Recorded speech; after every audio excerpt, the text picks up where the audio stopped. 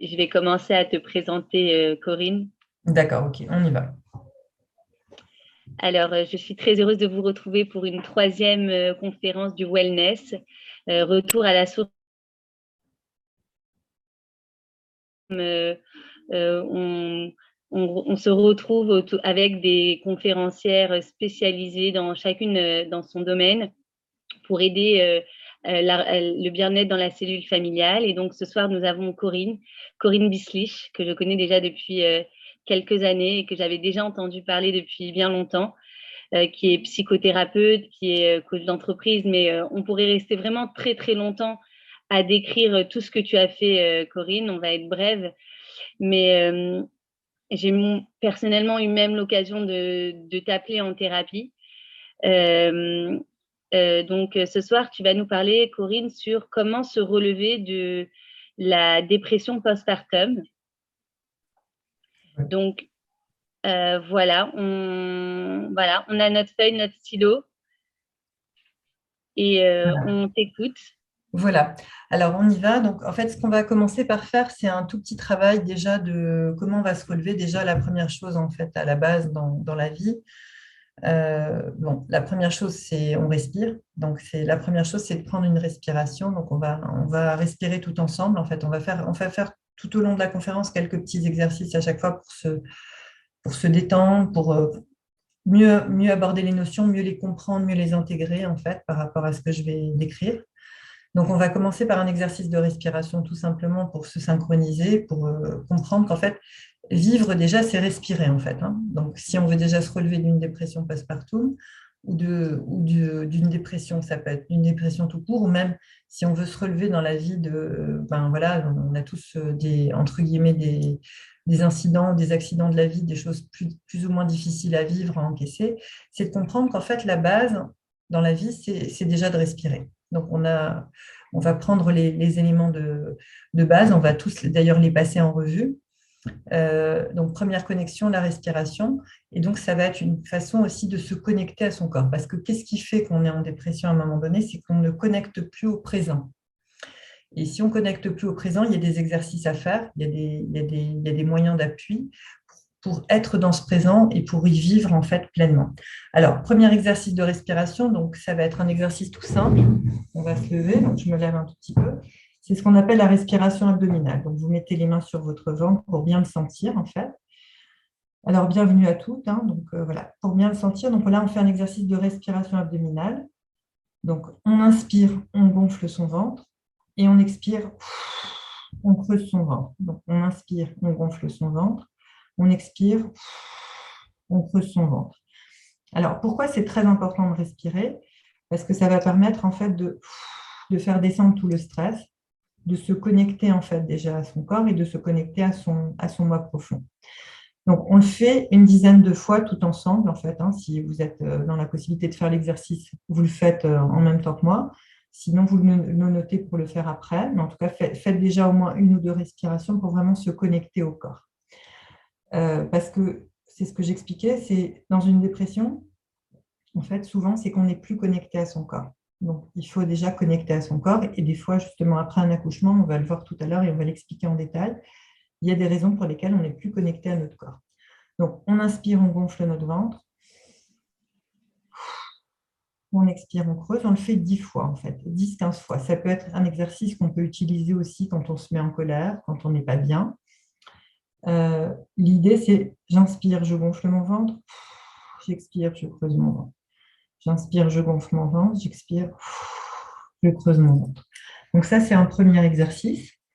Donc, voilà. Alors, on va faire aussi un exercice, un petit peu de connexion, en fait, déjà tout ensemble, en fait, l'une à l'autre, autour de cette idée, en fait, de mieux comprendre ce qui se passe, en fait, au niveau de la dépression, du baby blues, etc. Donc, je vous remercie à toutes d'être là. Je vous remercie à toutes pour votre écoute. Je remercie Ardena et toute son équipe en fait pour voilà, la possibilité de faire cet exposé aujourd'hui. Alors, cet exposé, en fait, dans ma tête à moi, il est né en fait à la naissance de mon troisième enfant. Donc, c'est ma fille qui a 14 ans aujourd'hui. Ça a mis un petit peu de temps à maturer. À chaque fois, je me disais, je vais le faire. Mais bon, la vie étant ce qu'elle est. Donc, j'ai eu un quatrième enfant aussi. Je suis grand-mère au jour d'aujourd'hui. Donc, voilà, il y a plein de choses qui se sont passées depuis. Et pourquoi c'est né au moment de la naissance de ma troisième? Parce que je me suis retrouvée avec des symptômes un peu bizarres, en fait, à la suite de sa naissance, en fait, un petit peu des symptômes, entre guillemets, qu'on dirait dépressifs. Parce que je me retrouvais, en fait, donc dans mon cabinet. En fait, à l'époque, j'avais un petit balcon. Et puis, quand j'allais vers ce balcon, j'avais des pensées, en fait, qui venaient en automatique, qui étaient, ben, si je me jetais par la fenêtre. D'accord? Donc, plein de petites pensées comme ça qui venaient, qui me passaient par la tête, genre quelque chose de sympathique, etc.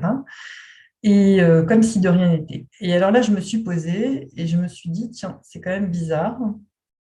Euh, alors, sachant que quand on a, donc j'ai eu 4 césariennes, sachant que quand on a une césarienne, je vais y revenir tout à l'heure, en fait, on a tous les centres d'énergie qui sont coupés. Donc, moi, n'ayant en fait pas du tout de symptômes dépressifs, n'étant pas, entre guillemets, dépressive du tout, de tendance, etc., je me suis dit, là, il y a quelque chose qui ne va pas. Donc, j'ai pris rendez-vous, quand j'ai vu ça, j'ai pris rendez-vous avec mon ostéopathe pour justement rééquilibrer mon corps. Et en fait, qu'est-ce qui se passe en fait dans une naissance? Et c'est pour ça que l'idée voilà, de ce projet est venue. C'est qu'en en fait, on a ce qu'on appelle ici, en fait, un centre d'énergie au niveau du corps. D'accord? Donc, ici, c'est ce qu'on appelle, c'est un centre d'énergie. Donc, On ne voit pas, Corinne, hein. Pardon, je me rapproche.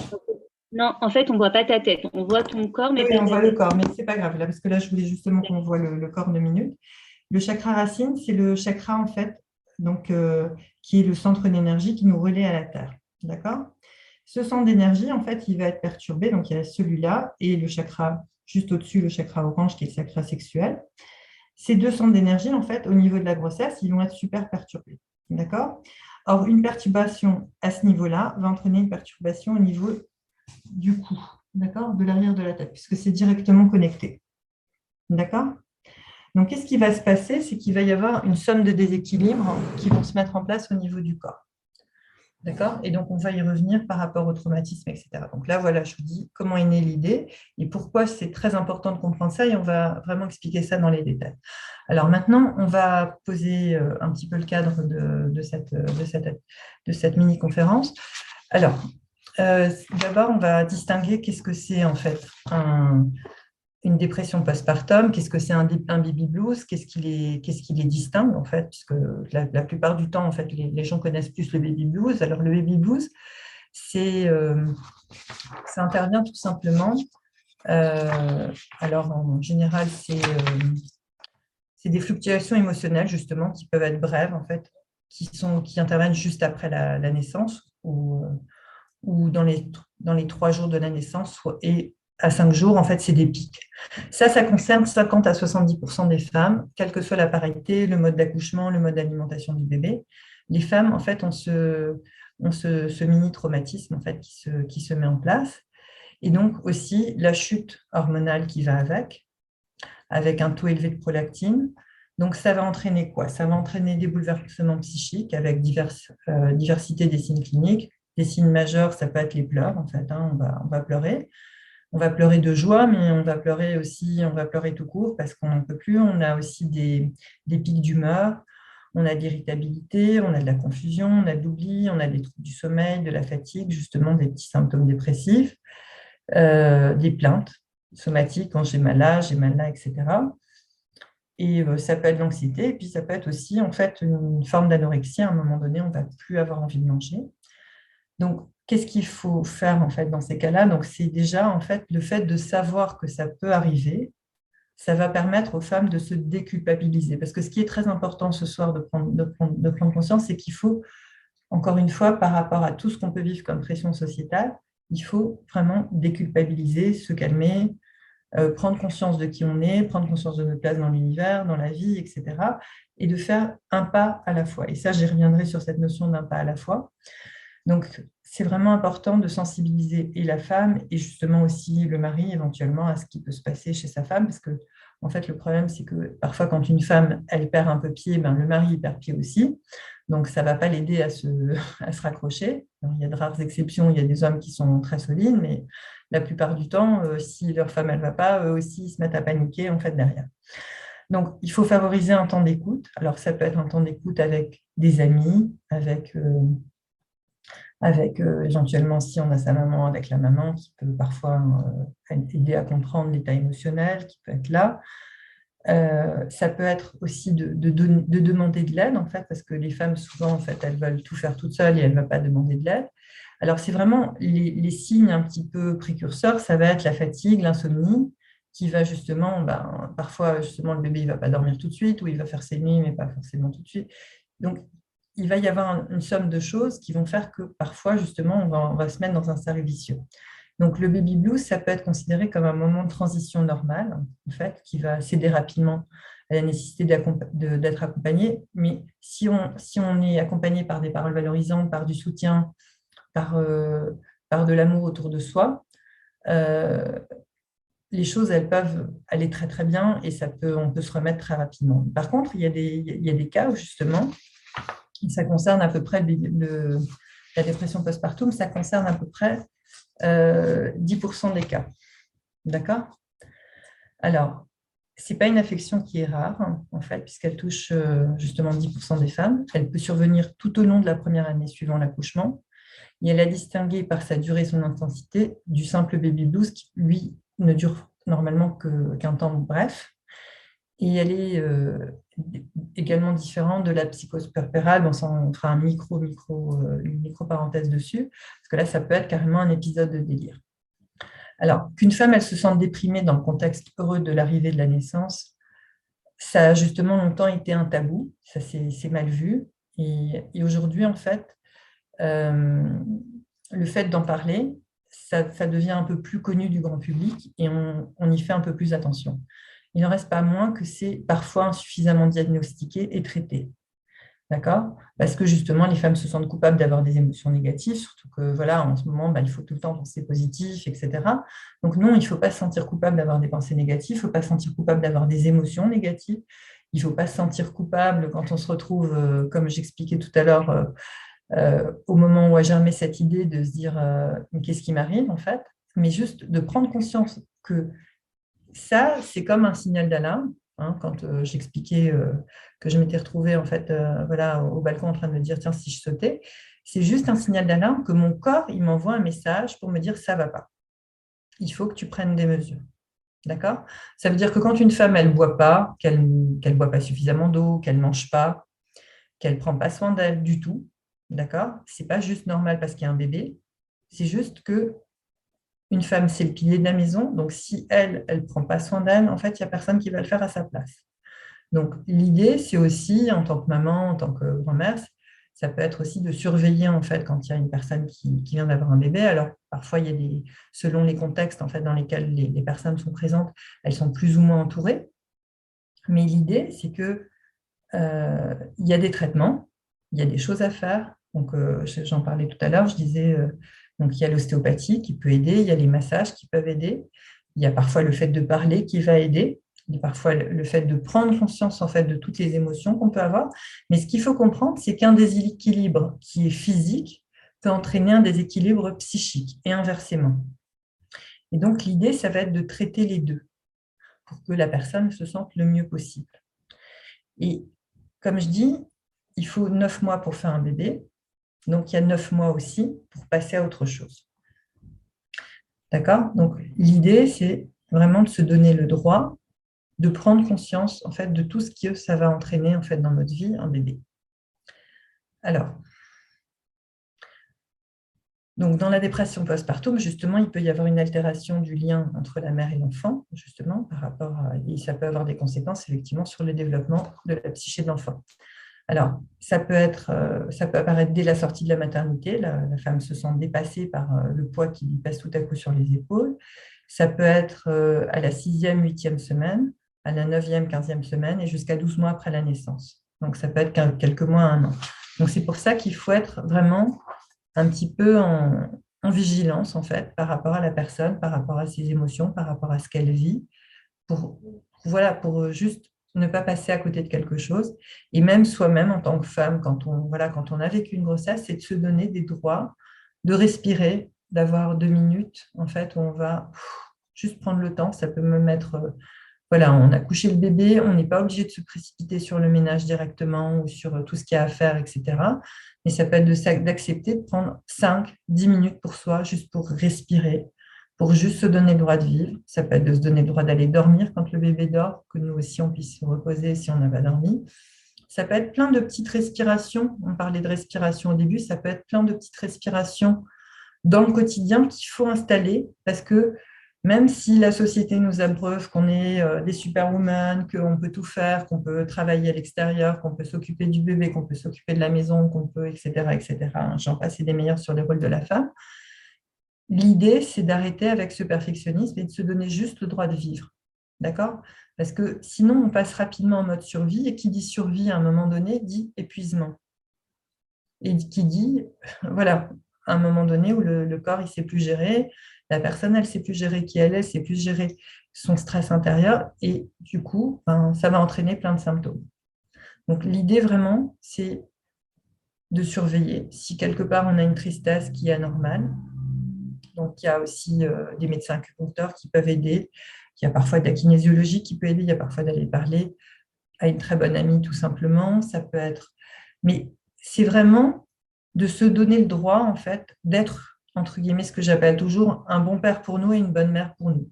Ça veut dire quoi? Ça veut dire que par moment, je vais me mettre des freins et je vais me dire, stop, là, je me calme. Et plus, en fait, on va prendre cette habitude, on va prendre ces bonnes habitudes, donc de bien respirer, de bien dormir, de bien s'alimenter. D'accord? Alors, bien dormir, il y a des gens qui vont me dire, oui, mais quand le bébé il se réveille.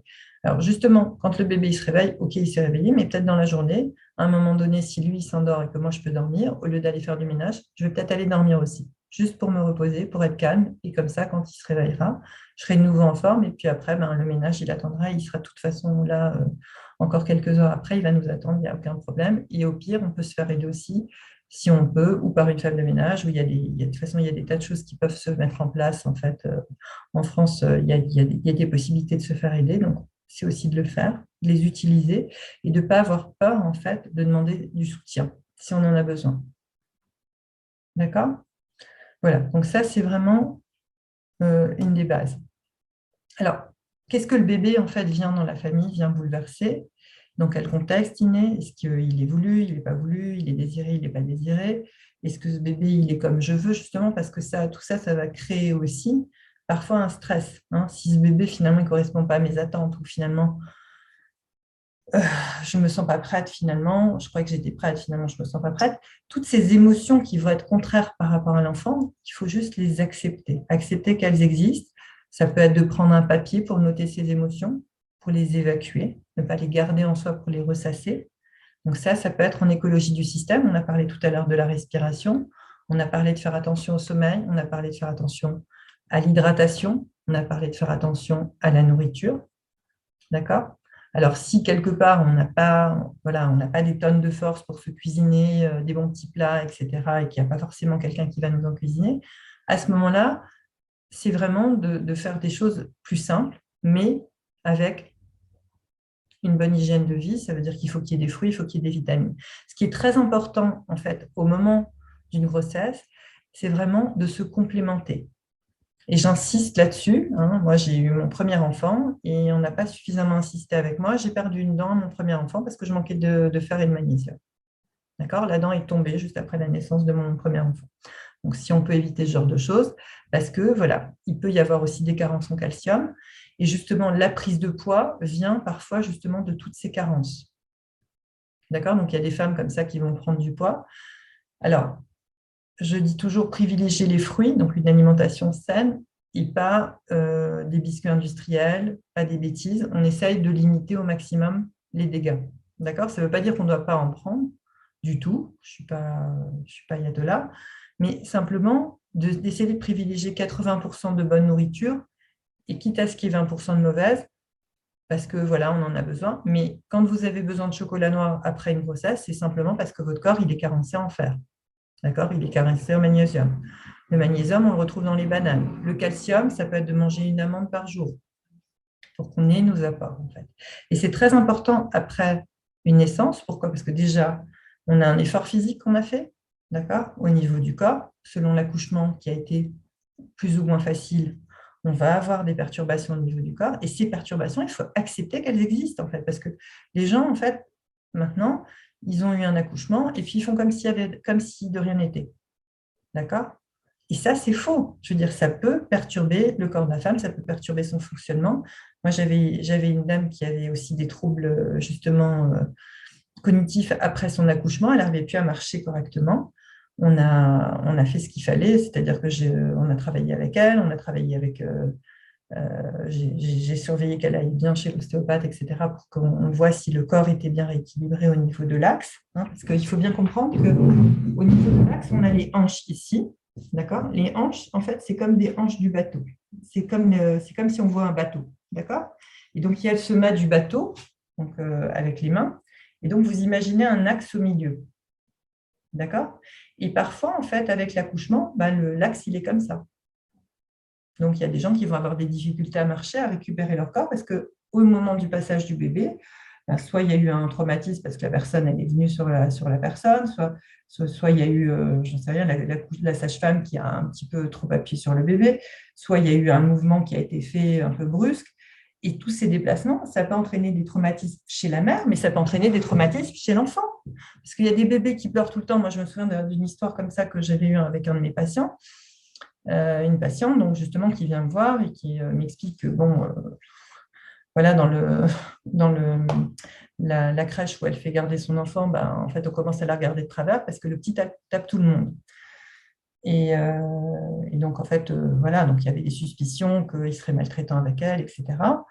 Donc, c'était quelqu'un qui habitait pas très loin de chez moi. Donc, du coup, je lui ai dit, écoute, comme c'est un enfant qui est tout petit, je vais passer moi directement plutôt que ce soit un changement de contexte par rapport à l'enfant.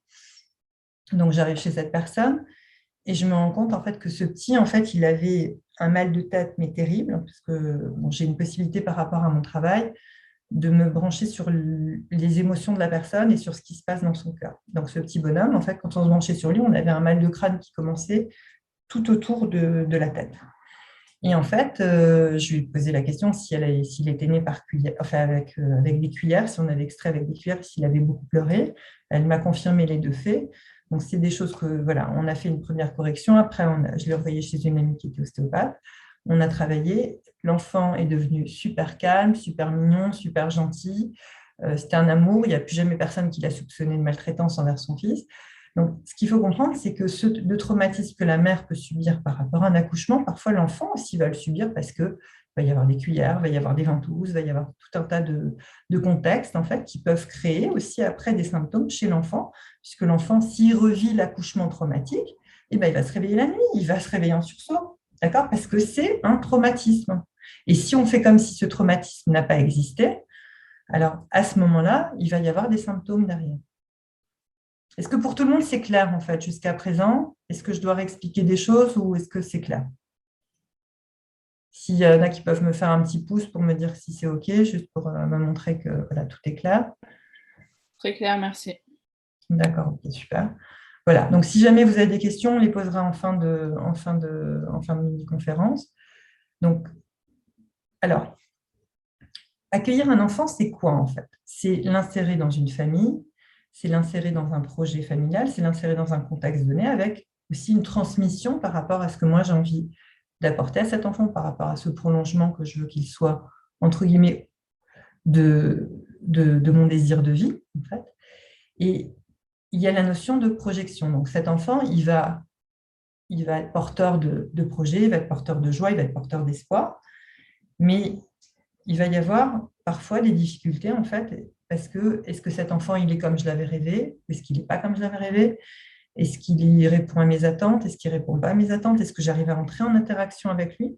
Parce que si j'ai été traumatisée, des fois, je me sens faible au niveau de mon corps. Et là, on va faire une mini-pause. Qu'est-ce qui est important de faire, en fait, quand on est comme ça dans des difficultés, en fait, à soit entrer en contact avec l'enfant, soit même à se récupérer au niveau santé, au niveau force physique, pour justement être un bon parent pour lui.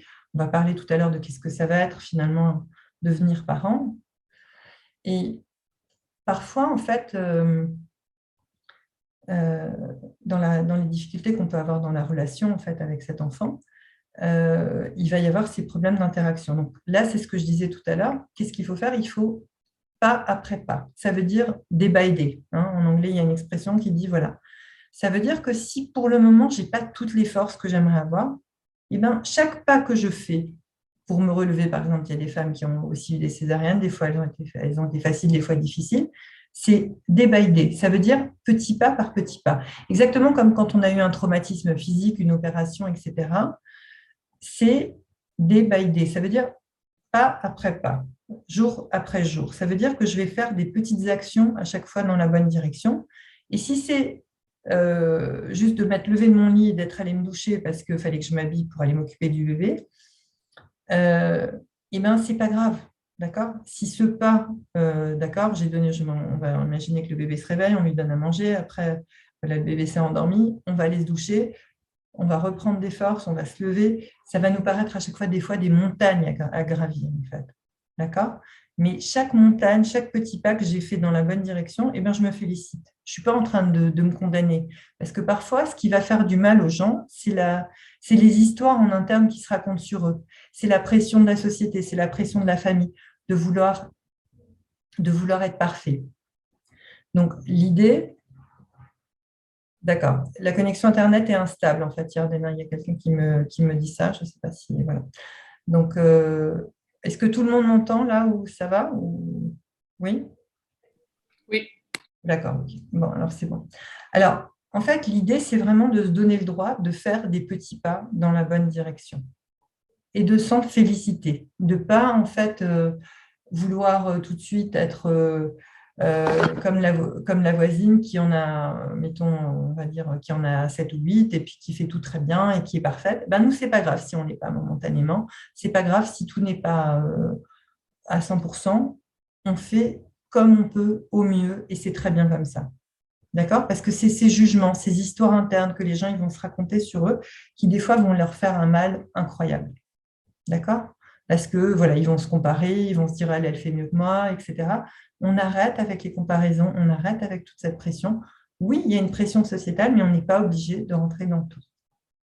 D'accord? Et ça, c'est vraiment super important pour faire baisser aussi la pression, parce que la dépression, c'est aussi des pressions que je subis. D'accord? Ça veut dire qu'il y a des pressions des fois du mari, des fois il y a des pressions de l'entourage, des fois il y a des pressions des parents, des fois il y a des pressions de ce que la société attend de nous. Et donc, l'idée, c'est toutes ces pressions, je ne suis pas obligée de les subir. Déjà, je vais peut-être même arrêter de me faire subir la mienne. D'accord? Parfois, c'est tout simplement ça qui va donner de la respiration. OK. Alors, est-ce que pour tout le monde, c'est clair? Ça va? OK. Donc, accueillir un enfant, c'est quoi? Finalement, c'est lui donner un maximum d'amour, un maximum d'accueil, un maximum de joie, un maximum de confort, de faire au mieux. Ça veut dire que ça peut être caresser l'enfant, ça peut être de lui masser les pieds quand on voit qu'il est un peu stressé, ça peut être de lui masser le dos, de rentrer, en fait. L'enfant, en fait, il y a une idée de contact, en fait. Plus je vais être en contact avec mon enfant, plus je vais le bercer, plus je vais l'accueillir, plus il aura confiance en lui. Je me souviens, moi, des reproches familiaux que j'ai eus pour quasiment tous mes enfants, parce que j'ai beaucoup porté mes enfants dans le porte-bébé, etc. Et j'avais plein de reproches, et tu vas le gâter, et tu vas ci, et tu vas ça. Finalement, avec ça, on a des enfants qui ont confiance en eux, qui se sentent bien, et qui, eux, par contre, dès qu'ils n'ont plus besoin d'être portés, ils vont vers la vie et ils la croquent à plein dedans. Donc, l'idée, c'est que ces pressions qu'on va vivre, en fait, au niveau familial, on n'est pas obligé de tout prendre pour argent comptant. Il faut faire aussi, en fait, avec son cœur. Et c'est vraiment, un enfant, c'est j'ouvre mon cœur. En fait. Comme j'explique à mes enfants, voilà, plus on a d'enfants, plus le cœur des mamans, il devient grand pour accueillir plein d'amour et pour avoir de plus en plus d'amour à donner. Et donc, l'idée, c'est vraiment de se connecter à son cœur, mais aussi de se connecter à son amour aussi pour nous-mêmes, en fait, pour qu'on puisse s'aimer et puis aimer pleinement. Parce que il y a un adage dans la Bible, en fait, qui dit « aime ton prochain comme toi-même ». Donc l'idée, c'est que si on ne s'aime pas nous-mêmes, qu'on ne prend pas soin de nous, qu'on n'est pas gentil avec nous, qu'on se fait du mal, etc., ça va être difficile après de donner.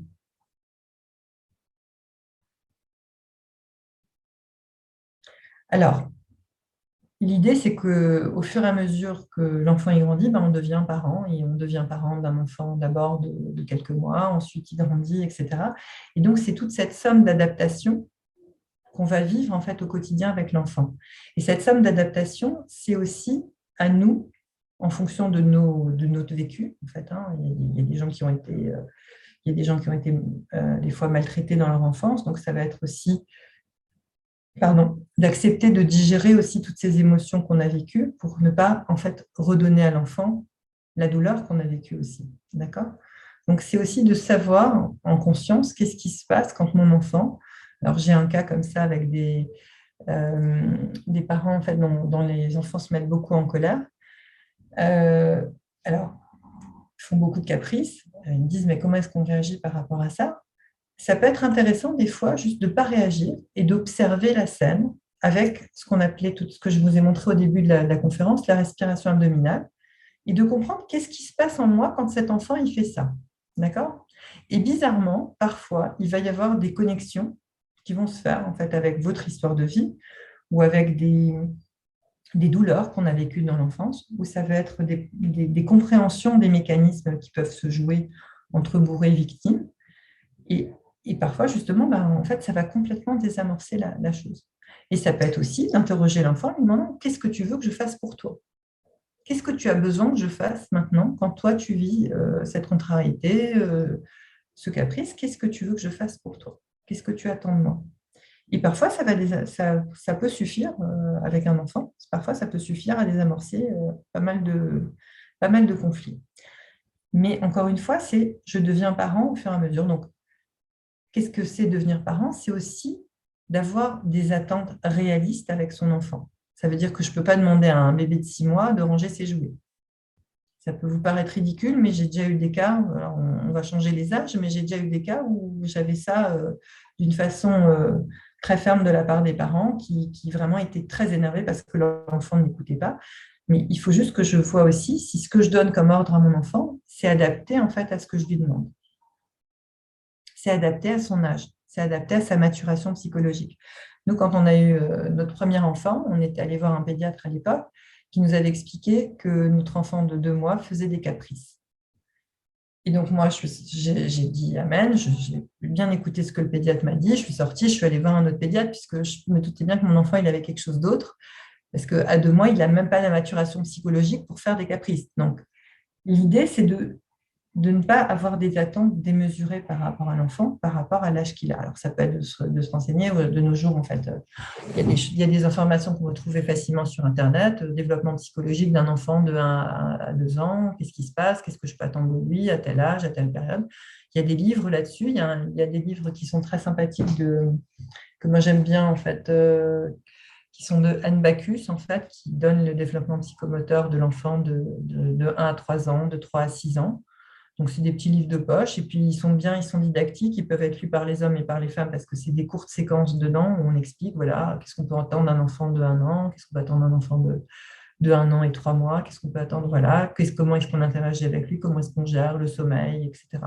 Donc, il y a plein de réponses. Vous avez un autre livre qui s'appelle Votre enfant de 1 à 7 ans aussi, où ça donne un petit peu tout ce qu'on peut retrouver comme problématique chez un enfant. Après, il y a la même chose pour les enfants plus grands, de 7 à 14 ans. Dans la couverture, de 7 à 14 ans, il y a l'adolescent qui prend son baluchon, enfin, etc. Donc, pour montrer un petit peu. C'est un aspect comique, mais c'est à chaque fois traité de différentes façons, avec éventuellement des livres à lire qui peuvent aider par rapport à ça. Alors, après, ben, un enfant, c'est aussi un enfant qui vient dans un couple, en fait. Donc, un enfant, ça fait devenir mère et ça fait devenir un père. Donc, l'idée, c'est que la femme, par moment, quand elle en fait beaucoup trop, elle ne donne pas de place à son mari. D'accord? Donc, il ne se sent pas, en fait, et c'est vraiment important de progressivement insérer le mari dans le couple et dans le duo aussi mère-enfant. D'accord? Ça veut dire quoi?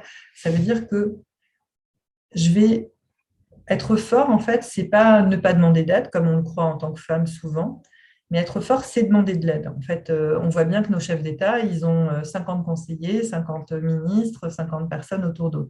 Donc, en tant que femme, l'idée, c'est vraiment de demander de l'aide, de demander autour de soi Parfois, si on en a besoin, de demander un petit peu d'aide au mari. Alors, ce n'est pas forcément, dans un premier temps, le bébé, il a besoin de sa maman. Si on l'allaite, c'est plus une relation exclusive, mais parfois, ça peut être de prendre un biberon au tire-lait et puis que ce soit le papa qui le donne, ne serait-ce que pour que lui aussi connecte avec cet enfant qu'il a des fois peur de toucher, qu'il a des fois peur de prendre dans les bras. Ça peut être de l'insérer en fait dans la vie de l'enfant, ça peut être de demander au papa de le bercer, ça peut être et que plus on va solliciter en fait la place de l'homme dans ce duo en fait qu'on forme avec son enfant, et des fois on est très fusionnel, donc on va plus avoir envie de le lâcher. L'idée, c'est de faire confiance progressivement en expliquant des fois les gestes au mari, parce que des fois, il y a des gestes qui sont plus instinctifs. Il y a des personnes qui ont grandi avec des enfants, donc qui savent manipuler les enfants. Il y a des personnes, ce n'est pas du tout le cas. Ils n'ont jamais eu d'enfant ou ils n'ont pas eu de frères et sœurs, donc ils ne savent pas. Et donc, l'idée, c'est de demander, en fait, voilà, de demander en fait, à l'homme, parfois, par des petites choses, voilà, est-ce que je peux avoir ton aide pour ça, et de le demander gentiment, sans s'énerver, sans devenir nerveuse dès qu'il ne fait pas exactement comme on veut, mais lui aussi, il va apprendre et progressivement, il va savoir mieux gérer la chose. Et plus on va en fait donner une place à chacun dans ce duo, ce duo en fait entre la mère et l'enfant, mais après entre ce trio. Alors justement, en fait, parce que de 0 à 1 an dans le développement psychomoteur de l'enfant, en général, c'est le duo avec la mère, mais après de 1 à 2 ans, c'est le père. Et plus on va en fait insérer le père plus tôt dans la vie de l'enfant, mieux ce sera pour sa construction aussi, puisqu'il aura un père et une mère, il aura deux personnes pour s'identifier, et il va se développer, il va grandir, il va prendre de l'assurance, etc. Donc, et puis parfois, le fait que le père en fait, interagisse lui aussi avec l'enfant, ça va permettre aussi à la femme de déposer un peu ses angoisses, de déposer un peu son fardeau. Ça va des fois lui permettre d'aller dormir même une petite demi-heure pour respirer. Et puis parce que voilà, il ne va pas forcément se passer tout de suite quelque chose de dramatique si le papa s'occupe du bébé. Donc voilà. Donc ça, c'est des choses importantes. Et après, dans le couple, en fait, plus en fait, ces rôles ils vont être posés, moins on va rentrer dans une dynamique beaucoup plus positive. Alors, c'est vrai que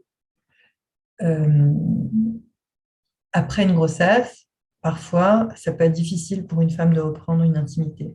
Ça peut être difficile pour une femme de reprendre une sexualité avec son mari. Et donc, ça aussi, c'est des choses qu'il faut verbaliser, exprimer, parfois le dire, parfois accepter ce qui se passe en nous et progressivement de vivre en fait cette difficulté, parfois à deux. Parce que moi, j'ai beaucoup de couples en fait. Alors, dans les couples en fait, qui sont juifs, ben, il y a le mikvé. Donc, il y a le mikvé avec la notion de reprendre en fait, une intimité après. Mais il y a des cas où, en fait, il y a des personnes qui n'arrivent pas à reprendre en fait, une intimité après, qui peuvent parfois en fait, arrêter complètement la sexualité. Moi, j'ai déjà eu des cas en fait, avec des patients qui ont complètement arrêté d'avoir des rapports après la naissance. Et c'est important en fait que ces difficultés, elles soient vécues, elles soient exprimées et qu'elles soient en fait corrigées. Ça veut dire qu'il y a des choses à faire, il ne faut pas rester en fait avec ça sans rien faire. Il y a des choses à faire, il y a soit des médecins, soit il y a à voir qu'est-ce qui s'est passé au niveau du processus dans le corps, de l'accouchement, de ce que ça a perturbé, des coutures qui font mal, parfois une cicatrice de césarienne qui peut être douloureuse, parfois une cicatrice même d'épisiotomie qui peut être douloureuse. Moi, j'ai une dame, on avait oublié un instrument dans son corps, donc c'était quand même assez grave. Elle s'en est rendue compte, heureusement, encore quand elle était à l'hôpital. Mais je veux dire, c'est des choses graves et ça peut être traumatisant pour le corps. C'est des choses qui existent, qui sont là et qui peuvent être très douloureuses pour le corps. Donc, l'idée, c'est vraiment de s'écouter un minimum pour qu'on puisse en fait prendre les mesures nécessaires. Alors, par rapport à la dépression postpartum, effectivement, il y a une prise en charge parfois qui doit être médicamenteuse. Parfois, c'est simplement de complémenter avec des plantes. Donc, il y a plusieurs plantes qui existent. Il y a le griffonia, il y a le gelsemium, il y a des plantes qui existent, qui traitent en fait les symptômes dépressifs, qui peuvent aussi aider. Il y a parfois en fleur de bac, on peut aussi travailler pour aider, pour que la personne elle libère les émotions. Et et donc l'idée, c'est que plus on va être dans une prise de conscience par rapport à ce qu'on vit en interne, plus les choses vont se passer en fait le mieux possible. Alors, comment l'enfant en fait vient bouleverser qui je suis en tant que femme en fait. Alors, si c'est pas le premier enfant, ben, je ne passe pas du statut de jeune fille à femme, mais si c'est mon premier enfant, ben, je vais passer du statut de jeune femme à femme. Et ça va modifier un certain nombre d'éléments dans la vie. Parfois, il y a des femmes qui vont très mal vivre en fait, le côté où elles vont avoir l'impression que ça leur vole leur liberté, qu'elles ne peuvent plus sortir, qu'elles se sentent étouffées, qu'elles n'en peuvent plus, etc. Et toutes ces émotions, il va falloir les écouter, il va falloir les entendre. Et moi, j'ai une femme avec qui j'ai travaillé avec elle, parce qu'elle avait 2 enfants, elle avait l'impression d'être tout le temps bloquée chez elle. Et finalement, quand on a identifié les choses, on a trouvé des solutions, parce qu'il y avait une poussette à descendre, elle ne se sentait pas la force de la descendre à chaque fois avec les 2 enfants. Donc, on a trouvé une solution, on a trouvé une voisine qui était sympa, qui a accepté de prendre la poussette, et du coup, ça lui a permis d'aller au jardin plus souvent avec les 2 enfants. Donc, des fois, c'est des petites choses qui ne sont pas forcément des choses extraordinaires, ce n'est pas forcément des choses incroyables, mais c'est des petites choses toutes bêtes parce que il y a comme des interdits, il y a des fois des vétos en fait, qui sont que psychiques, en fait, qui font que la personne, elle ne se donne pas le droit de vivre, même si elle a des enfants. Parce que des fois, il y a des répétitions de schémas familiaux. Quelque part, une fois qu'on a eu un enfant, bah, on ne peut plus bouger, on est prisonnier, on n'y arrive plus, etc. Et donc, c'est aussi de vivre en fait l'enfant comme quelque chose de beau, d'agréable, de grand. Il y a comme ça une des personnes que j'avais rencontrées, une de mes formatrices une fois. Bah, elle a eu 7 enfants et elle allait reprendre des cours à la fac, donc avec ses enfants. Il y en avait deux, trois qui étaient petits qu'elle emmenait carrément avec elle en cours, quoi. Donc, tout est possible, en fait, à partir du moment où je ne le vis pas comme quelque chose qui a un frein à ma liberté. Et finalement, ça se passait bien parce que les enfants, ils étaient habitués et que, voilà, elle gérait ça avec eux. Elle avait quelques cours où elle était obligée d'aller. Donc, en fait, les quelques cours où elle était obligée d'aller, bah, il faut elle emmener les enfants. Et puis, finalement, le prof avait accepté, elle s'était mise au fond et puis tout se passait très bien et tout le monde était content. Donc, l'idée, c'est que ce n'est pas une restriction de ma liberté, mais parfois, c'est une restriction dans ma tête, en fait. Donc, c'est aussi prendre conscience de la femme que je suis devenue, justement, en étant mère, et puis de la place de la femme, de la place de la mère, et comment je vis tous ces différents rôles, parce que parfois, il y a des femmes qui vont être perdues, parce qu'il y a des femmes qui fonctionnent On dit toujours les hommes sont monotâches, les femmes sont multitâches. Mais il y a des femmes, en fait, qui sont monotâches aussi. Et pour les femmes qui sont monotâches, c'est difficile d'avoir un enfant, c'est difficile de gérer, en fait, la somme de choses qu'il va falloir faire quand on a un enfant. Et donc, dans ces cas-là, en fait, c'est de donner le droit d'avoir ces difficultés, déjà de les reconnaître. Et puis après, il y a des choses à faire pour corriger certaines choses. Des fois, c'est des acquisitions qui n'ont pas été faites. Des fois, c'est des modes de fonctionnement. Moi, je sais que je me revois en train de dire à une dame qui était dentiste de retourner travailler, en fait. Parce que finalement, à la maison, elle était complètement stressée par rapport à ses enfants et elle était tout le temps derrière eux d'une façon excessive. Et elle les étouffait, elle étouffait elle-même et elle n'en pouvait plus. Finalement, tous les enfants avaient des difficultés scolaires.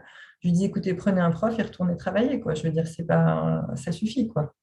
Il y a des cas où être une bonne mère, c'est aussi des fois de savoir prendre de la distance. Et ce n'est pas que les attentes de la société qui ont un idéal de la bonne mère. D'accord. Bien sûr qu'être une bonne mère, c'est d'essayer de traiter le mieux possible son enfant, de lui donner justement aussi de l'amour, mais aussi des limites. Ça va être de lui donner de la bienveillance, de lui donner un regard positif, etc.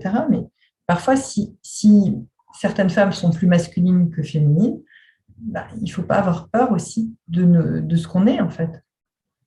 De ce qu'on est et de pouvoir, en fait, en tenir compte par rapport à l'enfant et de s'organiser en fonction. On ne peut pas non plus... il y a des femmes qui se sentent mieux avec des enfants plus âgés, il y a des femmes qui se sentent mieux avec des enfants plus petits, il y a des femmes qui se sentent... Donc, c'est d'accepter qui on est. Ce n'est pas parce qu'on est femme qu'on est né avec une poêle dans la main et un balai de l'autre. On est femme parce que de fait, et c'est le plus beau rôle au monde, mais il faut qu'il soit bien vécu pour que ce soit le plus beau rôle au monde.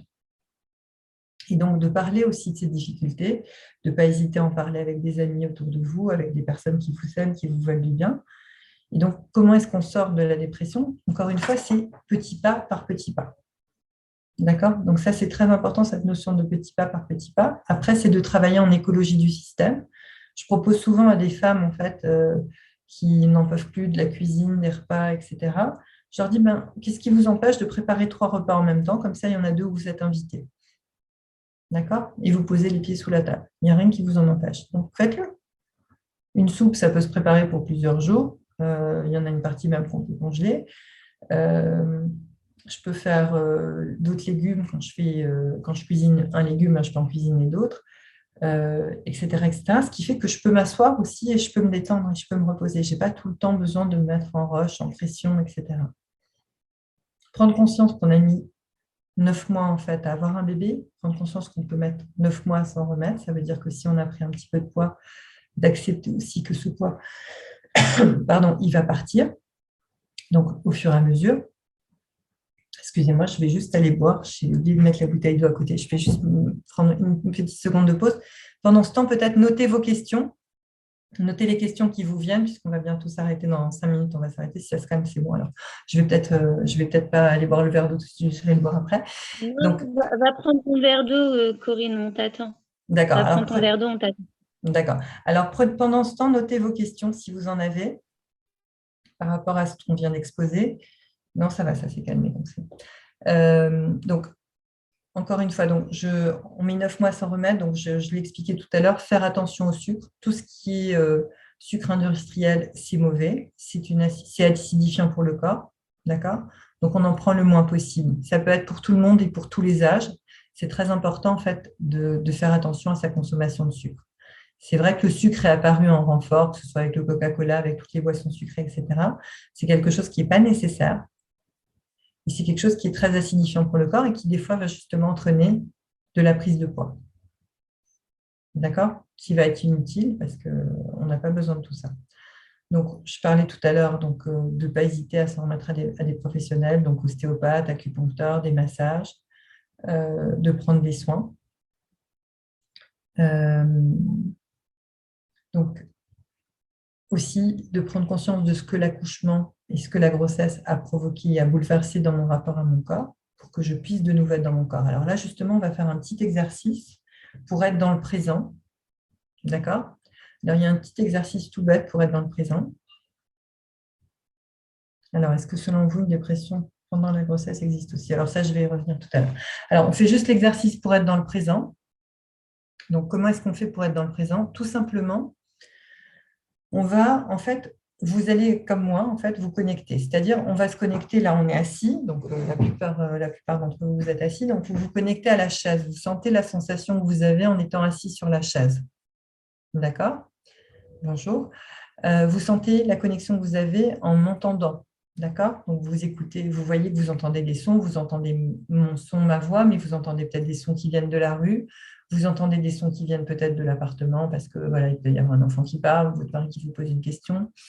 Donc, l'idée, c'est je connecte avec tous mes sens. Je connecte avec mes yeux, je me vois en fait assis en face de vous. D'accord? Donc, je connecte avec l'ouïe, les yeux, l'odorat,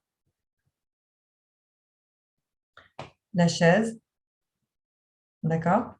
Je suis assise, donc avec mes sens, avec le goût aussi. Donc là, moi, j'ai un petit goût dans la bouche parce qu'il faudra que j'aille boire, je vais y aller. Donc voilà, l'idée, c'est vraiment de rentrer en fait dedans, dans cette connexion en fait à tout son corps, à tout ce qu'on est, à tout notre être. Et là, finalement, vous allez vous rendre compte que si vous jouez à cet exercice-là, le stress, il va descendre. Parce que, qu'est-ce qui se passe? Le stress, il vient de mon cerveau archaïque. D'accord? Et donc, le stress, en fait, il est là pour me faire interagir avec une situation de danger. D'accord? Donc, s'il n'y a pas de danger immédiat, je peux être dans le présent. Je ne suis plus dans la survie, je suis dans la vie. D'accord? Donc là, je suis dans la vie avec vous aujourd'hui et vous, vous êtes aussi dans la vie avec moi puisque vous avez fait cet exercice. Donc, c'est un petit exercice que vous pouvez utiliser quand vous voyez que vous avez un stress qui monte, une panique, une angoisse. Donc, ça peut être une façon de faire redescendre le stress. Ça va pour tout le monde? D'accord. Alors, je dors plus, je mange plus, je pleure toute la journée. Donc là, en fait, il y a quelqu'un qui me dit ça. D'accord? Alors, l'idée, c'est quoi? C'est que là, je suis en surstress. D'accord? Donc, si je suis en surstress, c'est de faire ces exercices de respiration. D'accord? Et de faire un pas par jour. Plus vous allez faire un pas par jour, les exercices de respiration et de recommencer petit pas par petit pas à faire ce que vous avez à faire, plus les choses vont s'articuler dans le bon sens. Vérifier, on peut faire une prise de sang en fait, hein, pour les gens qui sont justement pas bien, pour vérifier qu'on ne manque pas d'un nutriment essentiel. D'accord? Ça peut être aussi de bien boire. D'accord? Et la prise de conscience des émotions, c'est déjà un premier pas. Après, la deuxième chose à faire, c'est comment je peux faire pour rééquilibrer mon corps? Comment je peux faire pour me sentir mieux de nouveau? Quel pas je dois faire dans la bonne direction?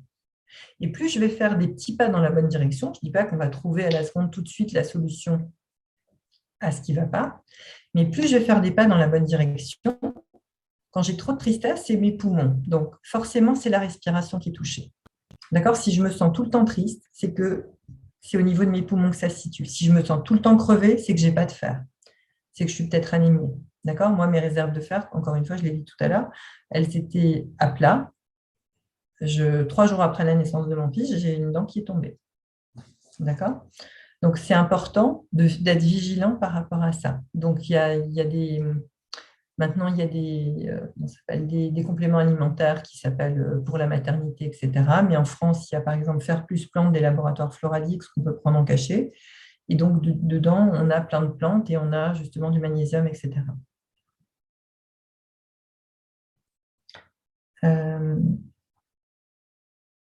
Alors, justement, ces carences, elles peuvent entraîner des troubles du comportement. Un manque de magnésium, ça donne ça. Hein. D'accord? Un manque de magnésium, ça peut donner des crampes dans le corps. Donc, c'est important, en fait, de faire attention à ça. Un manque de magnésium, ça peut donner des gonflements, des ballonnements et des prises de poids. Et qu'est-ce qu'on va faire dans ces cas-là? On va manger du sucre pour compenser. Donc, on revient au point essentiel que je redonne, parce qu'il y en a qui sont arrivés en cours de séance. Donc, respiration, sommeil, alimentation, boire de l'eau, respirer, donc ça on l'a déjà dit, respirer et prendre conscience des émotions. Plus je vais prendre conscience des émotions que j'ai, plus je vais un petit peu mieux réussir à les gérer déjà. Et ensuite, ça va être de dire, voilà, comment je peux me faire du bien? Comment je peux être un bon père pour moi? Comment je peux être une bonne mère pour moi? Est-ce que j'ai besoin d'aide? Est-ce que je dois demander de l'aide? À quel stade je suis? D'évaluer aussi les choses. Et si je prends l'habitude de le faire un peu régulièrement, je vais pouvoir mieux le gérer. Si momentanément, encore une fois, je dois me faire aider de façon médicamenteuse, je peux le faire aussi. Je veux dire, on ne va pas dire que la médecine classique, c'est négatif. Ça peut être aussi positif. D'accord? L'idée, c'est, voilà, on utilise les règles de base. Alors, il y a plein de questions là. Si ça ne vous dérange pas, je vais juste prendre un tout petit peu d'eau et je reviens et je réponds à tout le monde. Hein. Juste une petite seconde.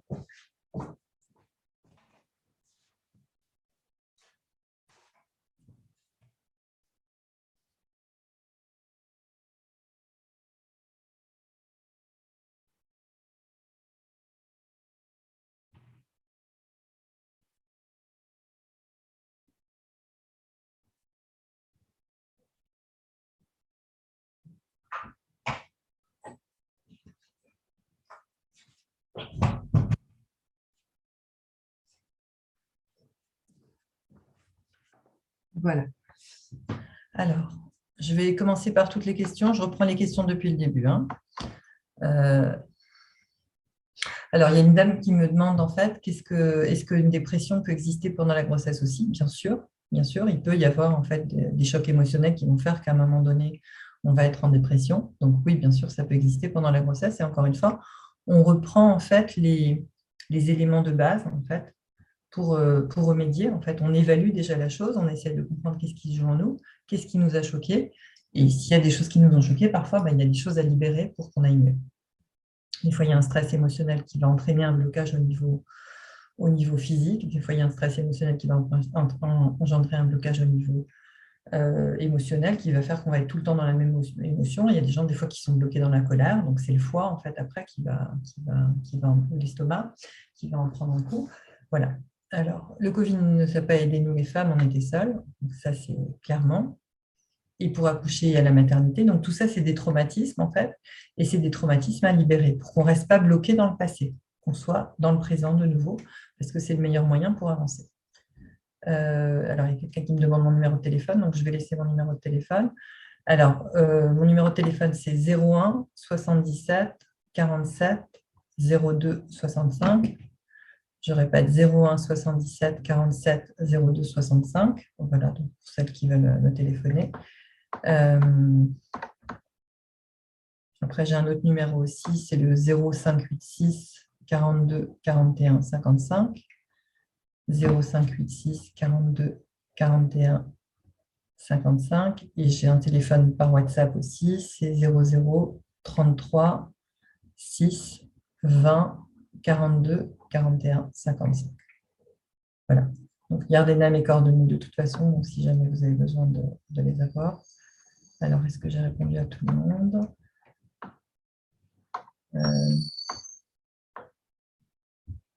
Alors.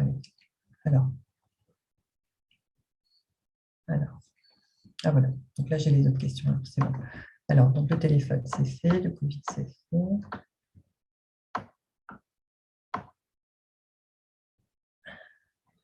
Alors, il y a quelqu'un qui me demande de réexpliquer en fait quand on est face à un enfant énervé.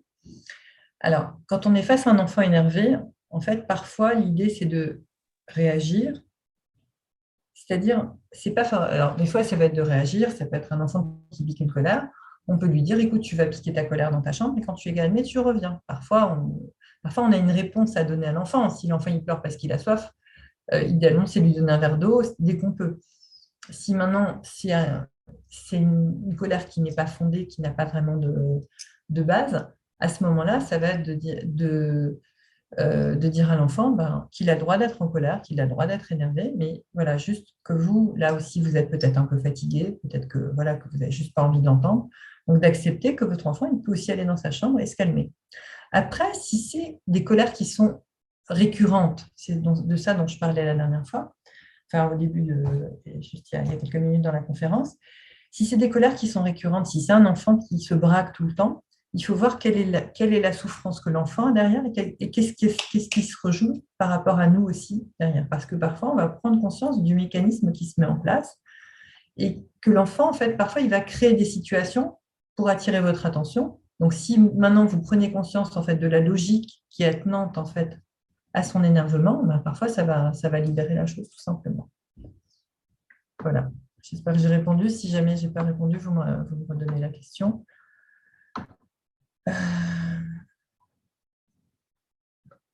Ok, donc là, par rapport à la personne qui n'arrive plus à dormir, je pense que j'ai donné des réponses déjà tout à l'heure. Alors, les conséquences psychologiques pour un enfant quand on a une césarienne. Alors, il peut y en avoir si la césarienne a été très mal vécue. Ça dépend en fait comment la césarienne a été vécue. Il y a des césariennes qui se vivent très bien. Moi, j'en ai eu 4. Il y en a certaines qui ont été plus faciles que d'autres. La 4e, on n'a juste pas attendu que l'anesthésie prenne, donc c'était un petit peu douloureux, vous pouvez imaginer. Donc voilà, donc ça s'est terminé avec moi qui suis partie dans les vapes.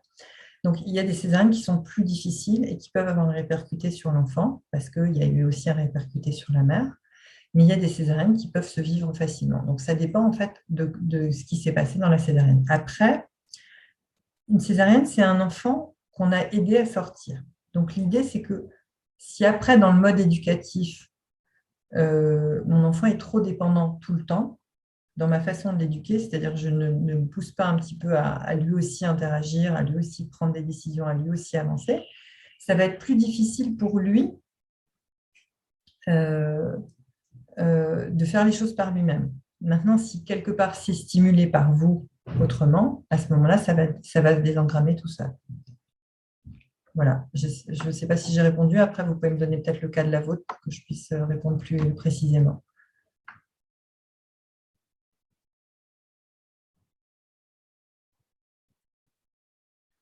D'accord.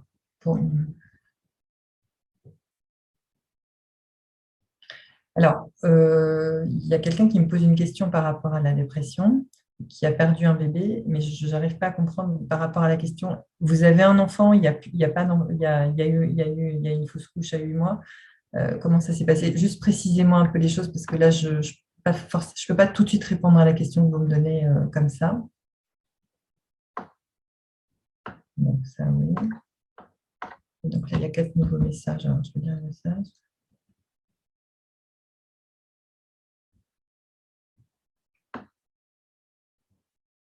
Alors, comment savoir si on doit allaiter?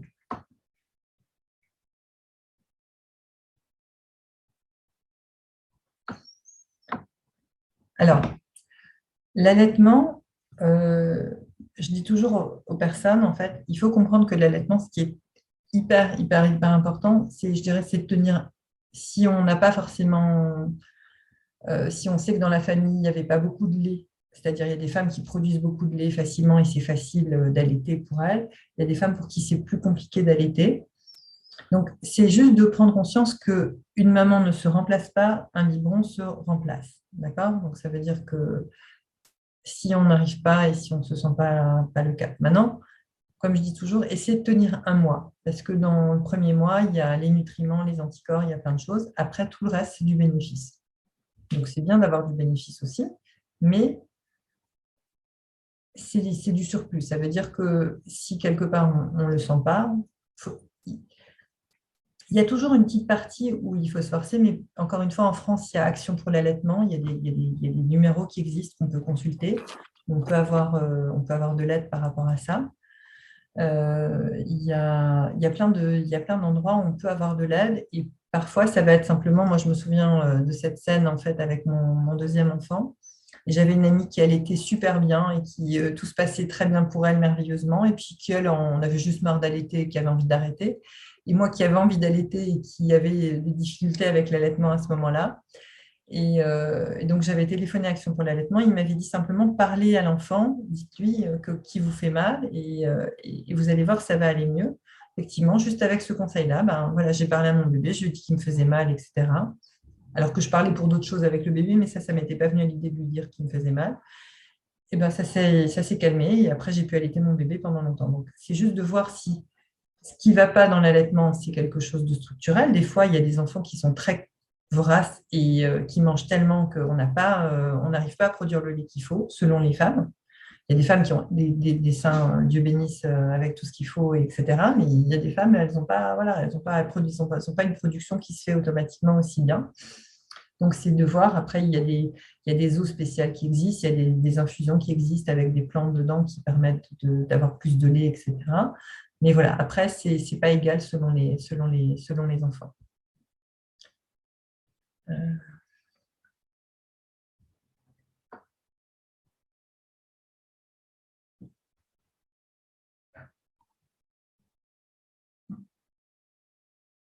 D'accord. Alors, pour la personne qui a perdu un bébé et puis voilà, qui a eu un autre enfant, ce qu'il faut comprendre, c'est que même si on a choisi, même si on le voulait, c'est toujours, entre guillemets, déjà, il peut y avoir le traumatisme de l'accouchement, mais il peut y avoir aussi, entre guillemets, toutes les perturbations que ça va entraîner dans notre vie.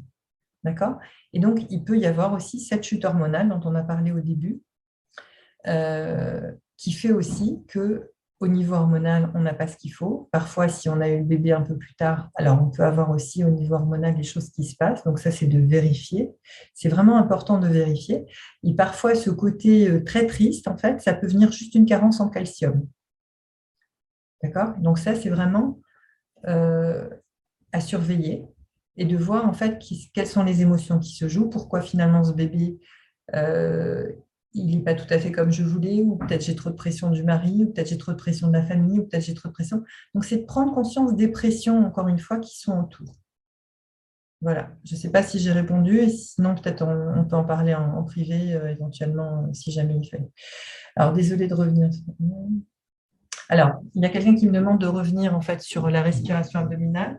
Alors, je réexplique la respiration abdominale. Donc, la respiration abdominale, c'est l'inverse d'une respiration classique.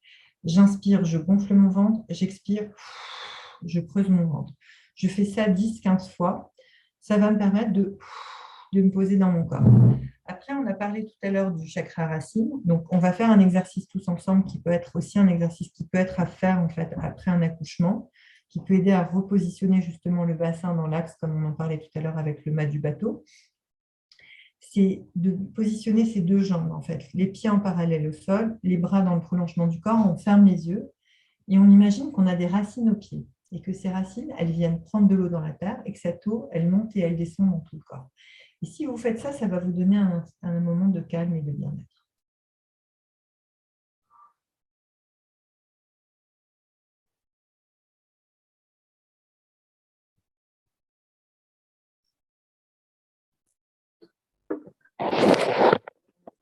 Inspirez, vous gonflez le ventre. Vous imaginez cette eau qui descend dans tout le corps. Vous respirez bien. Vous allez vous sentir beaucoup plus droit et droite dans votre corps. Alors, maintenant avec le fromage, Voilà. alors, Je peux te poser une question.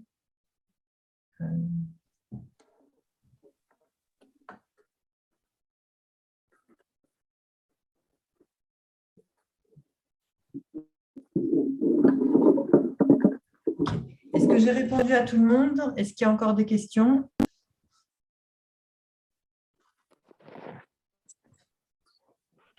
Merci Corinne, c'était très Voilà. intéressant. Merci. Merci aussi. Merci pour tout. Et Corinne, peut-être que tu pourrais nous donner le titre du livre de Anne Bacchus. Alors, c'est votre enfant de 1 à 3 ans, votre enfant de 3 à 6 ans. Donc ça, c'est vraiment sur les développements psychomoteurs de l'enfant à tous les niveaux, son développement psychique, physique, etc. Qu'est-ce qu'il aime comme jeu, à quoi je peux jouer avec mon enfant, qu'est-ce que je peux faire. Il y a aussi votre enfant de 0 à 1 an, mais il est un petit peu moins bien. Je l'ai trouvé un peu moins bien, mais on peut le prendre. On peut le trouver sur Amazon, c'est ça? Sur Amazon, exactement, ouais, tout à fait. Génial, merci beaucoup Corinne. Voilà. Et en ce qui concerne les plantes, les compléments alimentaires, etc., les plantes dont tu as parlé durant la conférence. Voilà, alors il y a Griffonia, il y a Griffonia, il y a Gelsemium. Je vous enverrai les noms. Je vais vous les envoyer dans les 2 jours qui viennent, comme ça on prendra spécifiquement les noms. L'auteur, c'est Anne Bacchus, en fait. Il y a quelqu'un qui demande qui est l'auteur.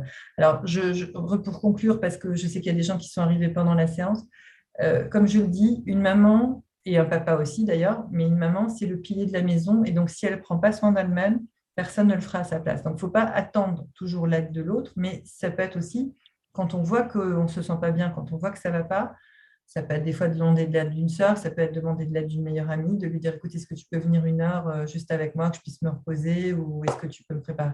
Ça peut être de demander, en fait, tout simplement. Parce que les femmes, en fait, elles ont honte de demander. Or, être fort, c'est demander de l'aide, en fait.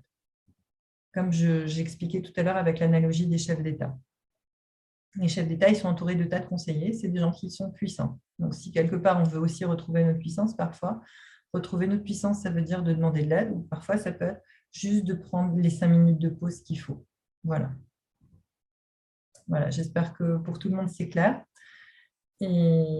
Et voilà, s'il y a d'autres questions, j'ai donné mon numéro. Donc, s'il y en a qui veulent me contacter après, éventuellement, je peux répondre 5-10 minutes à une question s'il faut, avec plaisir. Voilà. Peut-être tu peux nous redonner ton numéro, Corinne, une dernière fois. Alors, une dernière fois. Donc, mon 01 77 47 02 65. Donc, ça, c'est mon fixe. Ensuite, si on veut me laisser un message par WhatsApp, c'est sur le 06 20 42 41 55. 06 20 42 41 55. Et j'ai aussi un téléphone israélien, donc c'est 0586 42 41 55 pour ceux qui sont en Israël. Ouais. Une dernière petite question, Oui. Corinne. Tu as parlé tout à l'heure durant la séance de se mettre personnellement des freins quand on voit que les symptômes arrivent. Est-ce que tu peux nous dire un peu quels sont les freins qu'on pourrait mettre, qu'on pourrait se mettre en fait? Voilà, ben, ça peut être tout simplement, ça peut être de s'observer au quotidien. Ça veut dire que si on voit qu'on ne mange plus, qu'on dort plus, qu'on boit plus suffisamment, et qu'on voit qu'on n'est pas bien, en fait, c'est de se dire, tiens, est-ce que j'ai mangé? Parce que des fois, en fait, qu'est-ce qui se passe? C'est qu'une maman, quand elle allaite, moi, je me souviens très bien quand j'avais mes deux premiers mes deux premiers enfants, ils ont 1 an et demi d'écart. Une fois que j'avais donné à manger à mes deux enfants, que j'avais donné à manger à mon mari, que j'avais fini, en fait, je buvais et j'allais faire dodo, quoi, parce que j'avais plus de force. D'accord?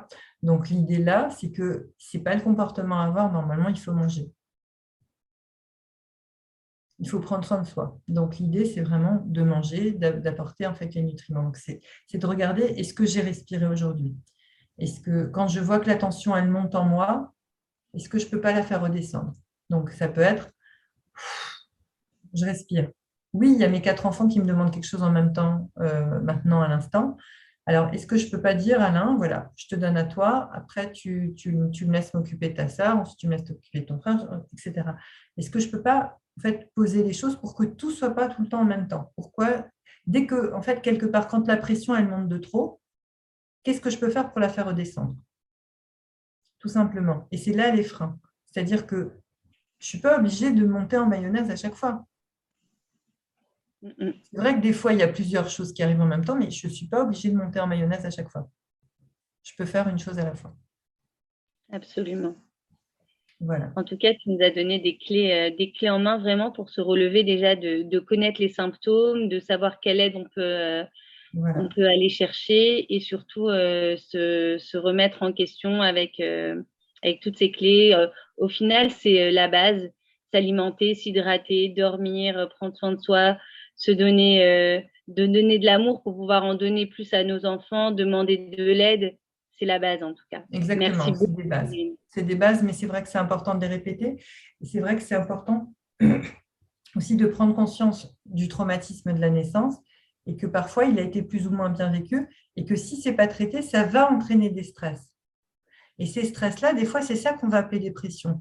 Je me rappelle comme ça d'un coup de fil que j'ai eu d'une dame qui est venue chercher de l'aide chez moi et qui me dit, voilà, je vous explique, j'ai jamais été dépressive de ma vie. Voilà, depuis la naissance de mon, je ne sais plus combien, c'était son deuxième enfant. Elle me dit, je me sens pas bien, le médecin veut me donner des médicaments et moi, je sens que ce n'est pas ça. Alors, je lui dis, à ce moment-là, commencez par aller voir un ostéopathe et si ça ne va pas mieux, vous me rappelez. C'est-à-dire que si ça ne vous a pas aidé, rappelez-moi. J'en ai plus entendu parler parce qu'elle allait voir un ostéopathe, ça l'a régulée au niveau corporel et je pense qu'après, elle n'avait plus de symptômes dépressifs, tout simplement parce que des fois, les symptômes dépressifs, ils viennent, encore une fois, du déséquilibre du bassin. Et donc, pour ça aussi, ça peut être tout simplement de visualiser la couleur rouge. D'accord? Vous pouvez prendre une feuille rouge, un ballon rouge, un habit rouge chez vous, que vous regardez simplement pendant 1 ou 2 minutes par jour chez vous, juste pour équilibrer. Après, c'est certain que s'il y a eu un déséquilibre physique, ce n'est pas que psychiquement qu'il va falloir le résoudre. Il va falloir des fois le résoudre physiquement. Bien. Merci beaucoup, Corinne, pour cette super conférence. On a pris des notes, on va les relire un petit peu. Voilà. Je te remercie. Merci à toutes d'être venues ce soir pour notre 3e conférence du Wellness Retour à la à tous pour votre écoute et à tous pour votre écoute. Voilà. Merci beaucoup, Corinne. Merci. Et à très bientôt. On essaye d'envoyer le replay dans le site. Et voilà, j'encourage tout le monde à te contacter si besoin. Merci beaucoup en tout cas et merci à toutes.